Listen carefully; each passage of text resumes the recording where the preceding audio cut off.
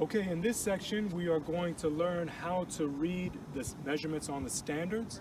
We're also going to learn how to adjust the standards up and down, and we're going to learn how to read the transit rod as well as take the measurement of our bar itself. And if we don't have a transit rod or a high jump measuring stick, we need to make sure that we use a steel tape measure. It's important to understand that measurements at USATF, USA Track and Field are always done in meters. So you have to understand meters and have the appropriate measuring devices in order to capture that. Let's go ahead and walk over here to the standard so that we can take a look at it. You'll notice some standards will have a sticker. Most of them will say use upper bar rest, right? So this tells you that the measurements on this side of the sticker are for the upper bar rest.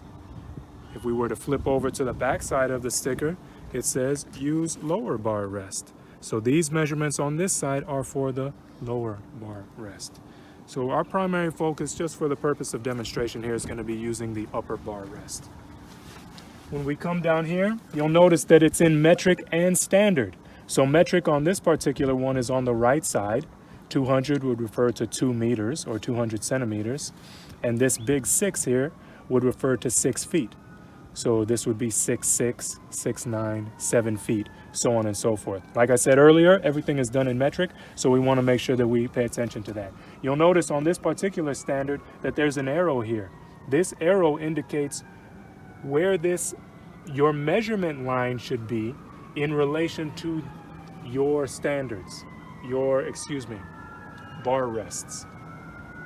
So for us, we're going to use this arrow whether we're doing the front side or we're doing the back side.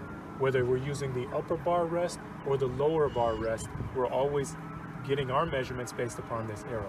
So you can see here, if I just rotate the handle, that's how I lower this up and down. Let's say the athletes are going to be jumping 1.70 meters. So I want to make sure I set this right in line with the 1.70.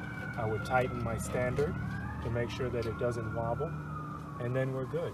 I would do the same on the other side, and this one has actually already been set up, so it's at 1.70 meters the same way. Now, when I take my measuring rod, before we actually get into the measurements, let me explain the rod itself. The bottom, where it says 17, the bottom, this is 1.70 meters. Each blip, if you will, is a centimeter. So at the top of the 17 is 1.75 centimeters. The bottom would be 1.80, the top would be 1.85. Why am I specifically telling you in 5 centimeter increments? Because that's how we raise the bar. We raise the bar in 5 centimeter increments in USA Track and Field. There's 2 nuances where we don't raise the bar in that fashion. One is if there's a jump off, then that has more specific detail, which I won't go into right now. And then the other one is if the final jumper, the last competitor in the competition, the winner effectively, determines that they want to go by different measurements. But throughout the competition, with the exception of those 2 points, all measurements will be done on the whole, 1.60 or 1.70 or 1.80, and then on the half, 1.65, 1.75, 1.85. You could even do it at 0.80, 0.85. It's all the same. But that's how measurements are taken in USA Track and Field. So we'll take this transit rod. You remember we have our tape mark from earlier, and we have our tape mark below to show us where to place the transit rod / high jump measuring stick. You remember our standards were set at 1.70 meters. So now we'll see, does that line with our transit rod? And you can see clearly that we're about a centimeter and a smidge, for lack of a better term, below the 1.70. Why? Remember, bar sag. This is why we're below. So in order to compensate for the bar sag, the important thing that you have to understand is the standards themselves will never actually be set at the number unless you just have a straight rail bar, which is probably not going to be the case. So the standards will always be above the number that you're trying to set it at, but it may differ per standard. How do we determine that? Let's walk over here. We'll take our transit rod. We'll measure in this corner here to see what our mark is. So we're about 1.7, 2.5, let's say. The top of our bar is about 1.72.5. I'll just put my thumb right there and hold it, pinch it like that, and I'll walk over to the other side, and I'll set the transit rod in the same place on the other side. Now, if you come and take a look at this, you can see that we're at about the same spot, right? My thumb is where it was on the other side, about 712.5. So that gives us an indication that our bar is level.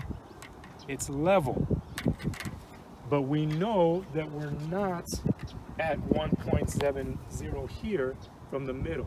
We're about, what did I say?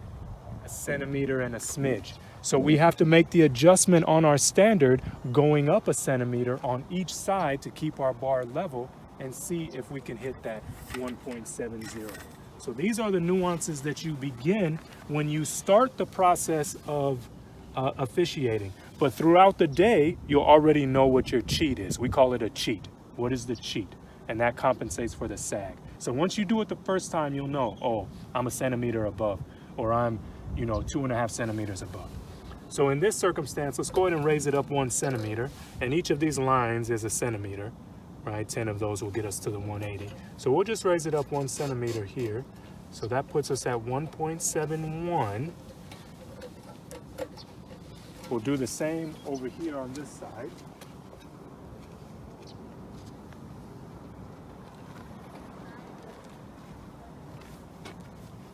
Again, just shifting it up. And we want to make sure that we're in line with the line itself. So you may have to get down on it if it's particularly low in order to see. Because what you don't want is you don't want to be looking from an angle and you're actually below. Or you're way above, but your angle indicates that it's on the line. So don't hesitate to get down on it so that way you can really see what's happening. So I just put it at 1.71. Both sides are marked equally. So let's go ahead and see if that compensates.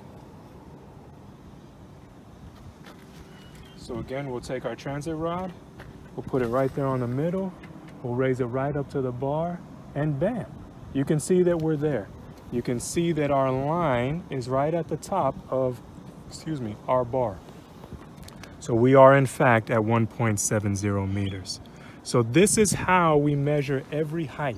It doesn't matter if the athlete is jumping, way down here, 0.75 meters, or if they're jumping way up here, 2 point some change meters. We have to measure every single height to make sure that it's accurate to what? Give the athlete the most professional experience possible, regardless of age. So that's how we do that. If we don't have a high jump transit rod, you can just use a steel tape measure. So any tape measure will be fine. And as you can see on this particular tape measure, if you come and take a look, it has metric on the bottom and it has standard on the top, right? So if we pull it out, and here we are at what? 100, so that would be 1 meter, right? So we could do the same thing here. And generally it helps if you have 2 people in this circumstance, where you just position it there, and then you hold it up here. And if you come in, you can see that we are in fact, I don't know if my arm is in the way, but there you see it says 17, there's a line and then a 0 for a 170. So if I put that up there, we are in fact maybe just a little bit above according to this, right? A little bit above the 170. And sometimes you run into issues with this because maybe the end will move slightly, as this one does. The end will move, so it'll give us a little bit of disparity. That's why we like to use the high jump measuring stick or the transit rod. We have one personally as far as our club is concerned, and the Arizona Association of USA Track and Field also has one. So that's the one that we'll use during the track meets. We'll use theirs. But it's the same. Like I said, metric on one side, and this one here actually has standard on the other side. So we always just use the metric side. So that's the basics as far as our measurements. So just to recap what we went over as far as our measurements are concerned. First, understand that the front and back side of the standard are measurements depending on which bar rest you're using. So the front side of these standards is for the upper bar rest, the back side of these standards is for the lower bar rest. So make sure that when you're making your adjustments, you're making it according to which bar rest that you're using. Secondly, you have to make sure that your bar is level. The way we did that is we measured on both sides to make sure we had the same measurement on either side to make sure our bar was level. Thirdly, we then had to compensate for our sag, which we called our cheat. So we took our transit rod, measured up the middle to determine how much disparity we had between the 1.70 on our standard and the 1.70 on our transit rod. And we overcame that disparity by raising it equally on both sides to cover that disparity. So that became our cheat. So we know that when we're using the upper bar rest with these particular standards, our cheat is 1 centimeter. So when the next height is, which we also learned, we go up by 5 centimeters. When we go to that next height, this bar itself would be at 1.75 centimeters, but our standards would indicate 1.76 centimeters. Now, of course, that's not universal. All standards are different, so you have to make the adjustment depending on the specificity of the standards. So that's just a quick recap. Pay attention to your measurements, know that everything is in metric, compensate for your sag, always keep your cheat, and make sure that you're in line. So this is the section on measuring the high jump bar itself and understanding how to work the standards.